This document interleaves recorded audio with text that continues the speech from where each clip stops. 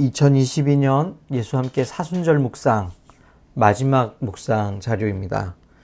라우디게아 교회에 보내는 말씀의 내용을 함께 나누도록 하겠습니다. 오늘 하나님의 말씀은 요한계시록 3장 14절에서 22절 말씀입니다. 세번역 성경으로 읽겠습니다. 라우디게아 교회의 심부름꾼에게 이렇게 써보내어라. 아멘이신 분이시요 신실하시고 참되신 증인이시요 하나님의 창조의 처음이신 분이 말씀하신다. 나는 내 행위를 안다. 너는 차지도 않고 뜨겁지도 않다. 내가 차든지 뜨겁든지 하면 좋겠다. 내가 이렇게 미지근하여 뜨겁지도 않고 차지도 않으니 나는 너를 내 입에서 뱉어 버리겠다.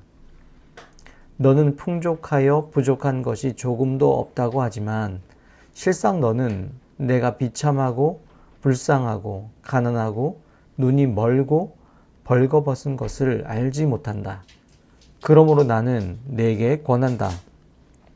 내가 부유하게 되려거든 불에 정련한 금을 내게서 사고 내 벌거벗은 수치를 가려서 드러내지 않으려거든 흰옷을 사서 입고 내 눈이 밝아지려거든 안약을 사서 눈에 발라라. 나는 내가 사랑하는 사람은 누구든지 책망도 하고 징계도 한다. 그러므로 너는 열심을 내어 노력하고 회개하여라. 보아라, 내가 문 밖에 서서 문을 두드리고 있다.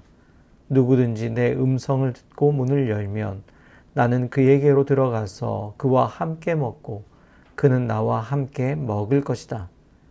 이기는 사람은 내가 이긴 뒤에 내 아버지와 함께 아버지의 보좌에 앉은 것과 같이 나와 함께 내 보좌에 앉게 하여 주겠다.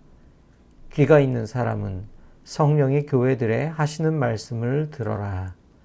아멘. 라우디게아는 고대 세계에서 부요한 도시 중 하나였습니다. 교통, 무역, 금융의 중심지였고 안약 제조 기술이 뛰어나 학교가 있을 정도였습니다. 모직과 면직 사업, 그 중에서도 검은 양모가 유명했다고 하죠. 거기에 라우디게아는 수로로 온수와 냉수도 공급받았다고 합니다. 그런데 주님은 멋진 옷을 입고 있는 그들에게 벌거벗었다고 말씀하십니다. 안약을 사서 눈에 발라보라고 하십니다.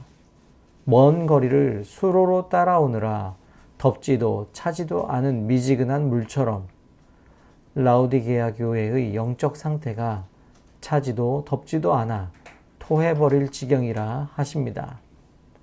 라우디게아 교회는 하나님께 절박하게 매달리지 않는다 해도 인생에 필요한 것들을 누리며 살 수 있었습니다. 또한 헛된 자부심도 가지고 있었습니다. 해방 전후의 우리나라는 참 가난했습니다. 인권에 대한 이해 역시 많이 부족했을 때입니다. 하지만 기독교가 전해지면서 유교 중심, 가부장제 중심의 세계관이 점차 변화되어 가면서 성차별, 교육차별, 계급차별에도 변화가 생기기 시작했죠. 당시의 교회는 분명 오늘날보다 훨씬 개혁적이고 정의로웠던 것 같습니다.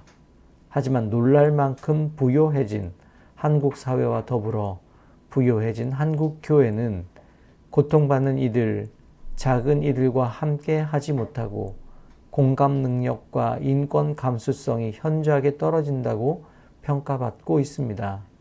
무엇 때문일까요? 라우디게아 교회와 같이 눈 멀고 벌거벗었음을 스스로 알지 못하고 있기 때문이 아닐까 돌아봅니다. 경제력이 세상을 바라보는 렌즈가 될 때가 많습니다. 부요는 축복일 수도 있지만 내적으로 빈곤한 이들의 부요는 자기 상태를 올바로 직시할 수 없게 합니다.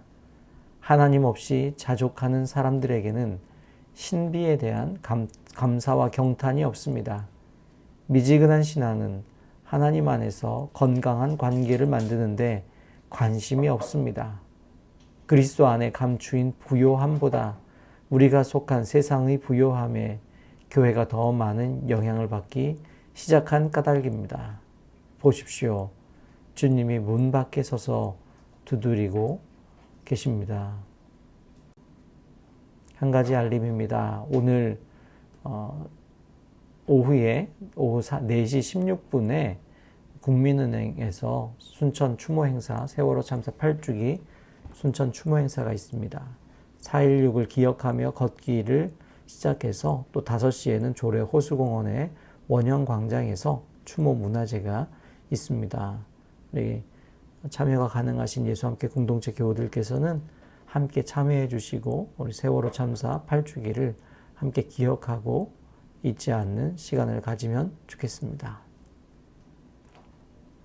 오늘 함께 생각하고 기도할 내용입니다. 물질의 풍요는 우리의 눈을 가려 우리가 실제로는 비참하고 불쌍하고 가난하여 벌거벗고 있다는 사실을 깨닫지 못하게 합니다. 어떻게 하면 우리의 참 모습을 볼 수 있을까요? 예수님이 컴컴한 무덤 속에서 침묵하고 계시는 오늘 성토요일에 침묵 속에서 우리의 참 모습을 발견하게 하소서.